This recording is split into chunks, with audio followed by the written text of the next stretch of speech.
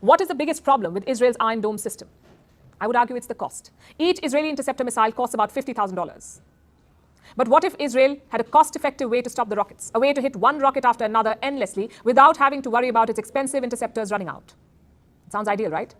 Well, it may become reality soon because Israel is reportedly rolling out a new defense system.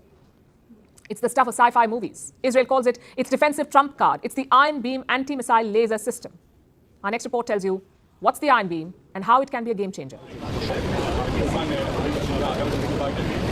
Look at this video from last year. That's US President Joe Biden getting ready for a photo shoot. It's at the Ben Gurion Airport in Tel Aviv. What's all the fuss for? Look at what's above his head. The giant camera lens-like thing. That's the reason for all this excitement. Because it's Israel's ace in the hole, the Iron Beam laser anti-missile system. The Iron Beam is a technological marvel, the fruit of years of research in high-intensity lasers. It was first unveiled at a Singapore air show in 2014, and after 7 years, it seems to be ready for battlefield action. The system was made for one thing, taking down aerial threats before they hit Israel. First, let's look at its stats. The Iron Beam reportedly has a range of between 7 to 10 kilometers. Israel has said it can focus the beam to the diameter of a coin within that distance. The Iron Beam fires lasers that can reach energy levels of about 100 kilowatts. For context, that's about 24 grams of TNT exploding every second. Or almost 1.5 kgs of dynamite every minute. That's the amount of energy coming out of the Iron Beam. All this will be directed at incoming missiles, drones, rockets, and any other aerial threat. Here's a video released by Israel's defense forces last year, showing a successful test of the Iron Beam. How it works is simple.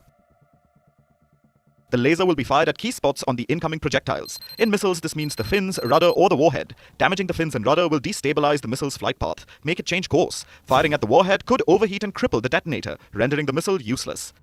It's similar when engaging with drones. Either ruin the wings or propellers, or fry the camera, leaving the drone operator blind.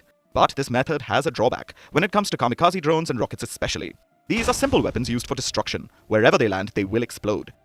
So changing their path may protect critical targets, but some damage will still be done, which is why Israel isn't going to replace all its systems with the Iron Beam.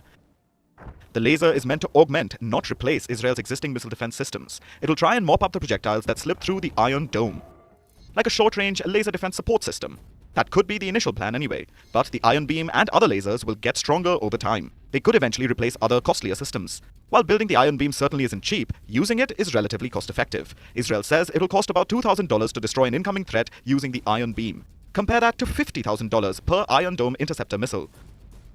You can see why Israel will want to improve the laser tech as time goes by. But even today, the Iron Beam's deployment will mark a milestone, signaling the beginning of the age of laser warfare.